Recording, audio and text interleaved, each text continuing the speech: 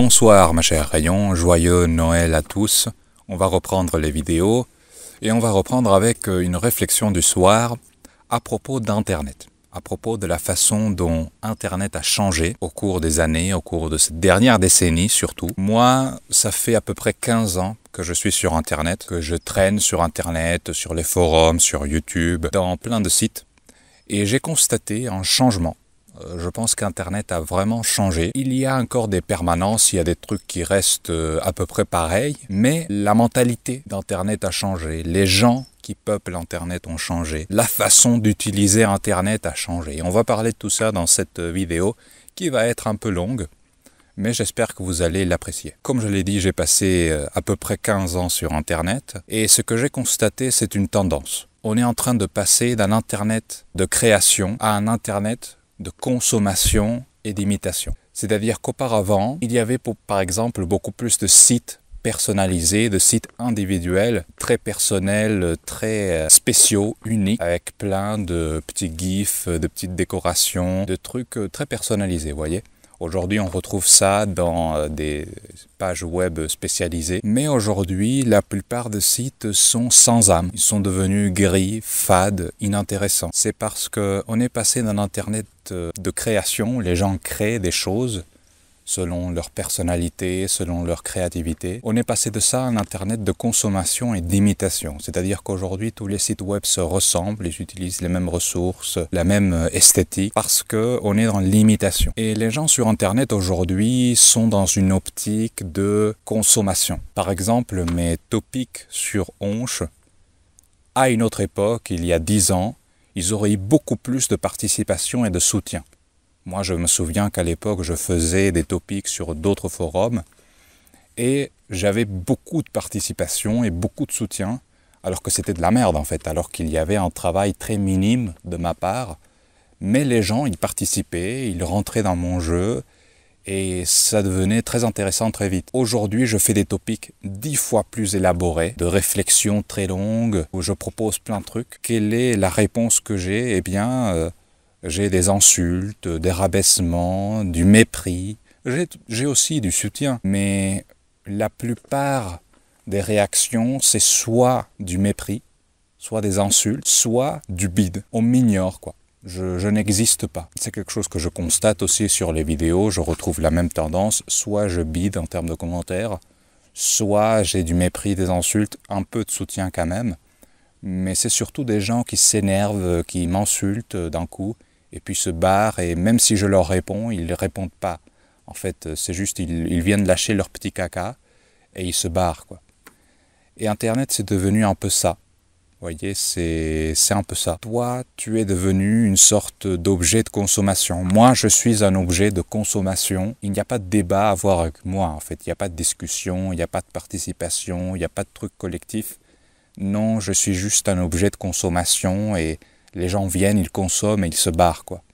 C'est devenu un peu ça Internet à grande échelle. Les gens viennent, ils consomment, parfois ils lâchent leur petit caca nerveux parce qu'ils sont pas contents, ils sont frustrés dans leur vie. Et un autre truc que j'ai constaté aussi, ce sont les pavés. Genre, il y a des gens qui viennent et lâchent des gros pavés qui te prennent de haut, des pavés arrogants, méprisants. Puceau, moi? Sérieusement?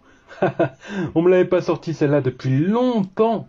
Demande à mes potes si je suis puceau, tu vas voir les réponses que tu vas te prendre. XD.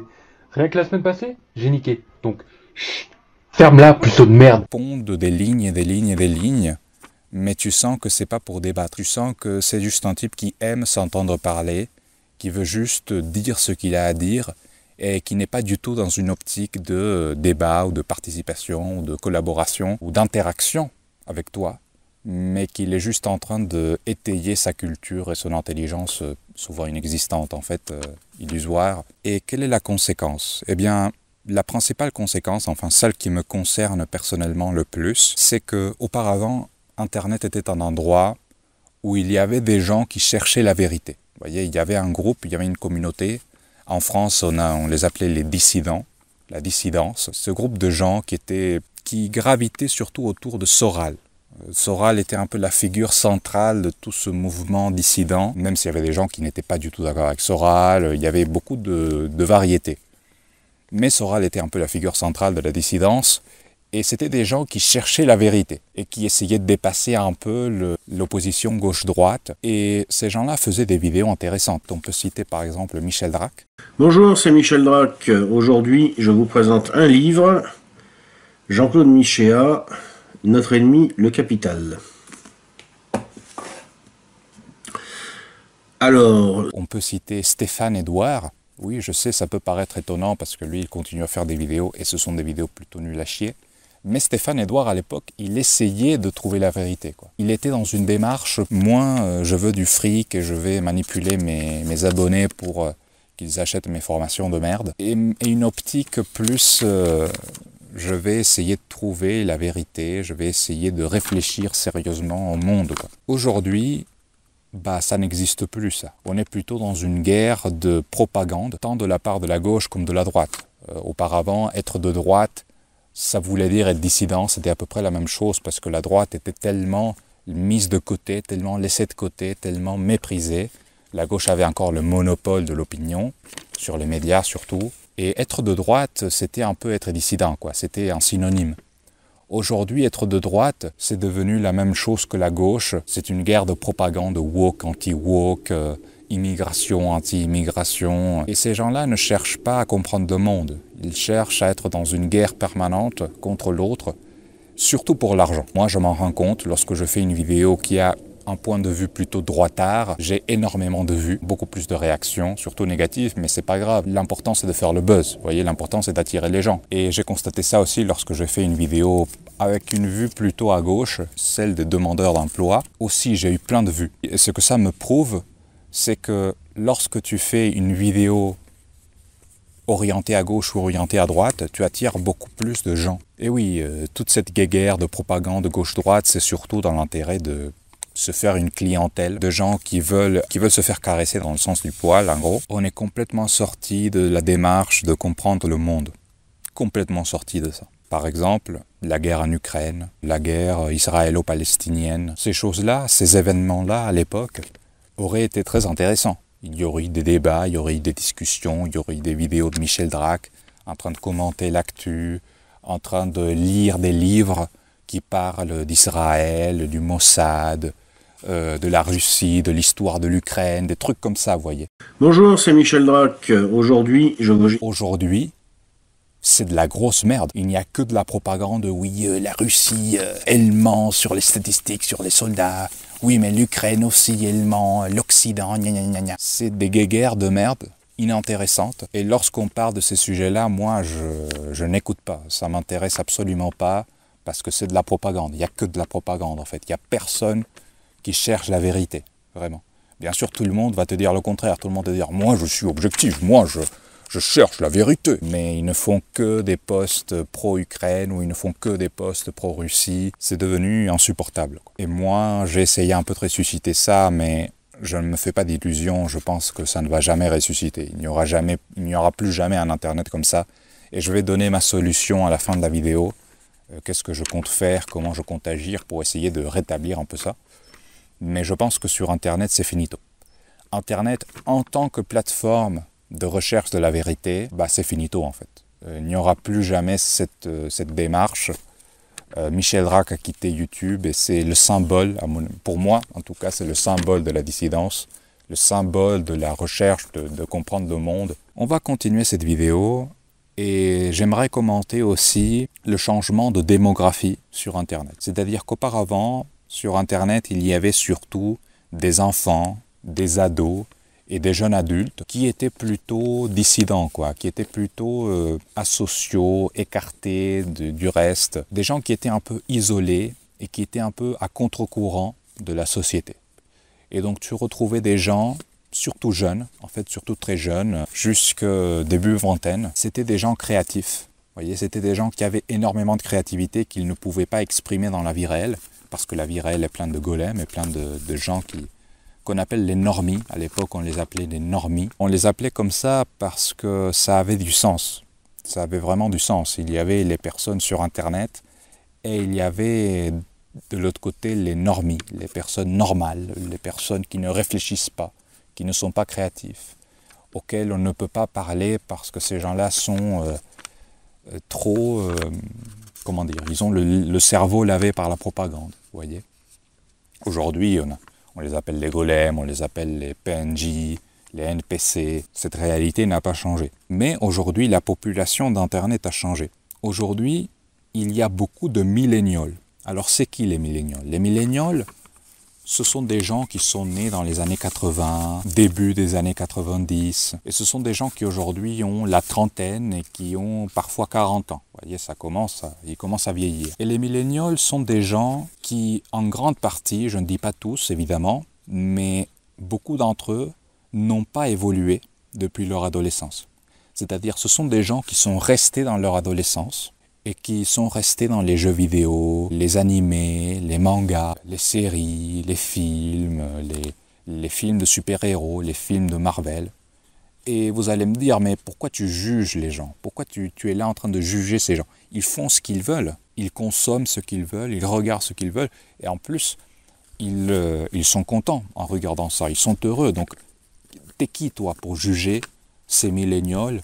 S'ils veulent s'acheter des collections entières de Funko Pop, s'ils veulent regarder les films Marvel et s'exciter pour des films Marvel, bah t'es qui pour juger ce mode de vie? Eh bien, je pense qu'à un moment donné, il faut juger les gens, d'accord?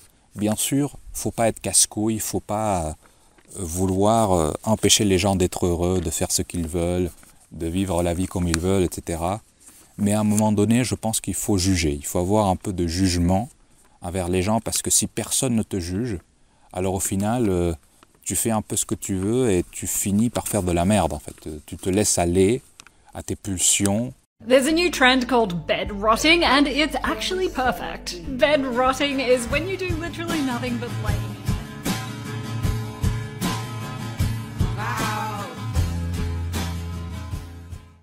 Et au final, ça te crée une vie de merde en fait. Ça te crée une vie de merde où tu as l'illusion d'être heureux, de faire ce que tu veux, mais au final, dans la réalité, tu n'évolues pas parce que personne ne t'a jugé, personne ne t'a mis en stop à tes pulsions, et donc tu n'as jamais été forcé d'évoluer, et donc tu es resté coincé dans l'adolescence ou dans l'âge de jeune adulte. Et ça, je pense que c'est le cas de beaucoup de millénials. Ce sont des gens qui ont des pulsions, des gens qui veulent échapper à la réalité, qui ont vraiment des pulsions de vouloir échapper à la réalité, de vouloir s'enfermer dans les jeux vidéo, s'enfermer dans les films, etc. Et il n'y a jamais eu personne pour leur dire stop, quoi. Pour leur dire, maintenant tu arrêtes les jeux vidéo, tu arrêtes d'échapper à la réalité et tu deviens un adulte. Bien sûr, ces gens-là, ils ont leurs responsabilités, ils gagnent de l'argent et ils vivent normalement en tant qu'adultes. Mais ils ont aussi cette obsession pour tout ce qui leur permet d'échapper au réel. Et cette obsession, ça fait d'eux des gens profondément frustrés. Et aujourd'hui, ce que je vois sur Internet, c'est une population de millénials, de gens qui sont dans la trentaine, qui sont extrêmement frustrés, qui ont la haine, qui sont énervés. Et dès que tu donnes un avis qui sort de leur zone de confort, ils vont t'insulter, mais ils vont t'insulter avec plein de mépris, quoi. On sent qu'ils ont la haine, on sent qu'ils sont mal dans leur corps.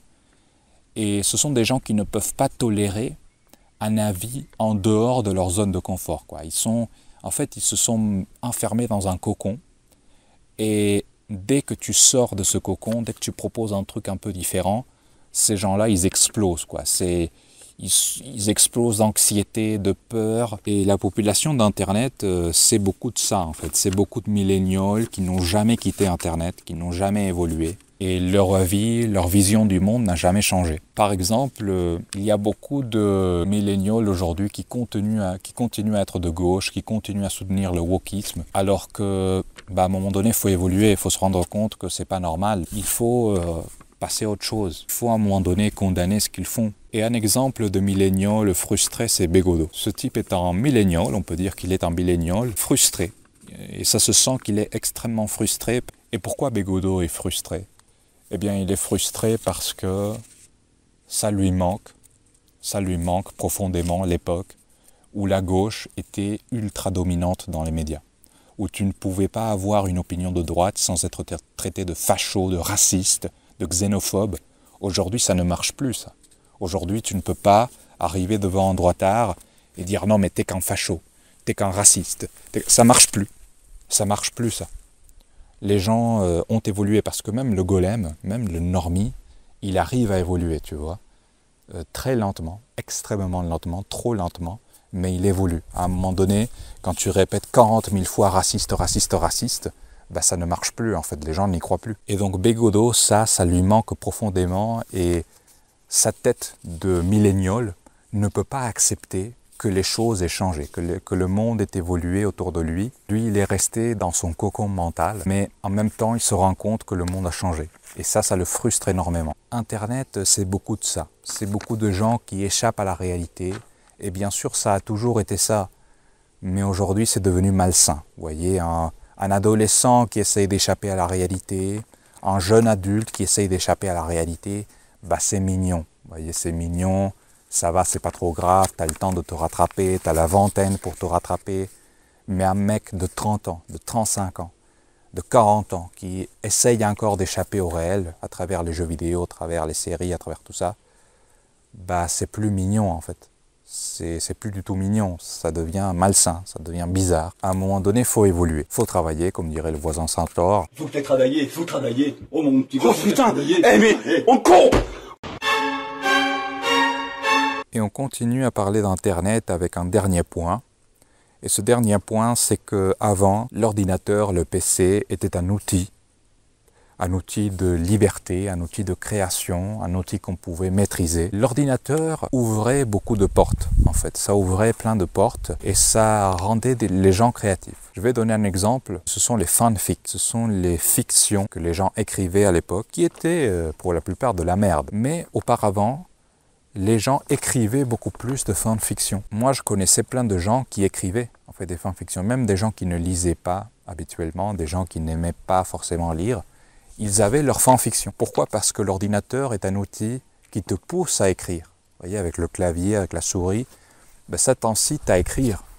Même si tu n'es pas très fort, ça t'incite à écrire, ça t'incite à utiliser ton imagination pour construire quelque chose, quoi, construire une histoire dans ce cas-là. Et il y avait beaucoup plus de fanfiction, il y avait plus de vidéos créatives. Aujourd'hui, on regarde ces vidéos, on se dit mais c'est de la merde. Même une personne lambda, même une personne sans beaucoup de ressources, avec un PC de merde, qui n'avait pas l'habitude de lire, qui n'avait pas l'habitude de créer, ben même une personne comme ça, ben elle écrivait sa fanfiction, elle faisait des vidéos, elle faisait quelque chose de créatif sur Internet, quoi. Tout le monde faisait un truc créatif, ou presque tout le monde. Aujourd'hui, qui écrit des fanfics? Qui écrit des fictions sur Internet? Pas grand monde. En fait, c'est devenu plutôt rare. Qui fait des vidéos créatives? Même moi, les vidéos que je fais actuellement, bon, elles sont créatives, elles ont un côté créatif. Mais c'est surtout des réflexions. La créativité, elle n'a pas disparu.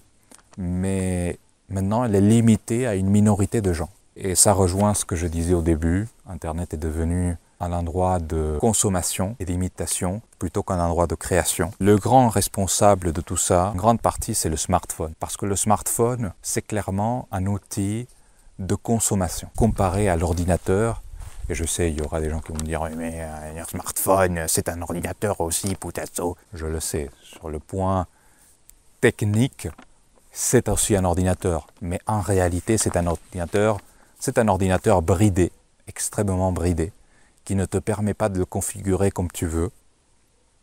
Il faut le root pour ça. Et c'est un ordinateur où tu n'as pas de clavier et tu n'as pas de souris. En fait, il n'y a qu'un clavier virtuel où tu tapes avec les mains. Et ça ne donne pas envie d'écrire un smartphone. Ça ne donne pas envie d'écrire une histoire. Ça ne donne pas envie de créer des vidéos ou de créer des trucs. Parce que tu n'as pas le clavier et tu n'as pas la souris. Et donc un smartphone, il est pensé, il est créé pour que tu consommes et pour que tu écrives des petits textes, des petits SMS, mais il n'est pas du tout fait pour la création.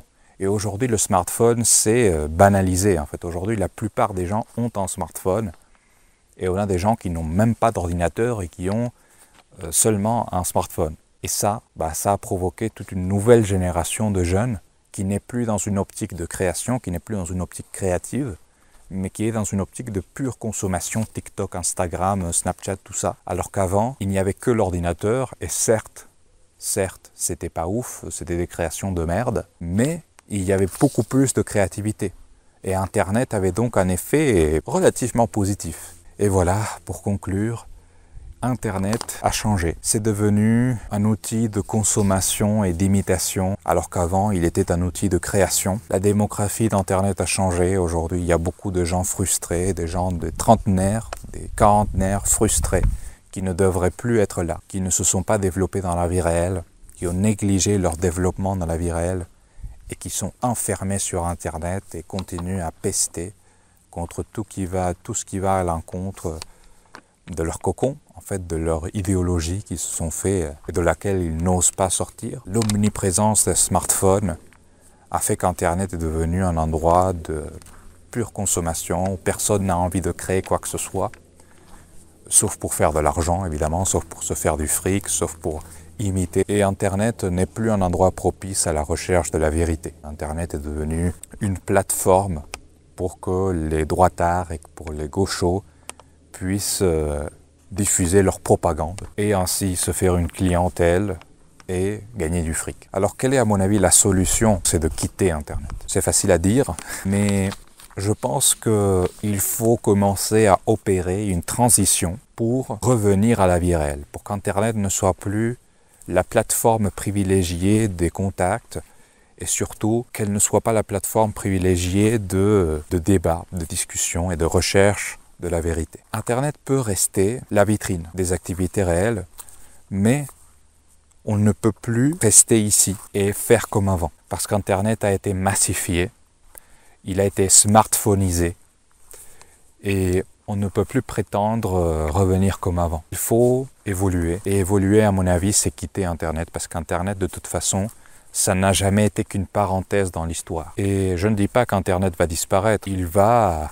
à mon avis, être réduit. Ça ne va pas arriver du jour au lendemain, ça va arriver dans plusieurs décennies, au cours du siècle, peu à peu, très lentement, parce qu'Internet a tellement dominé la société que ça va être long. Mais à mon avis, Internet va reculer et il faut que nous, on essaye d'amorcer cette transition, ce changement. Et voilà, c'est tout pour aujourd'hui. J'espère que vous avez apprécié cette vidéo et je vous dis à la prochaine, mes chers rayons. Joyeux Noël et bonne fête.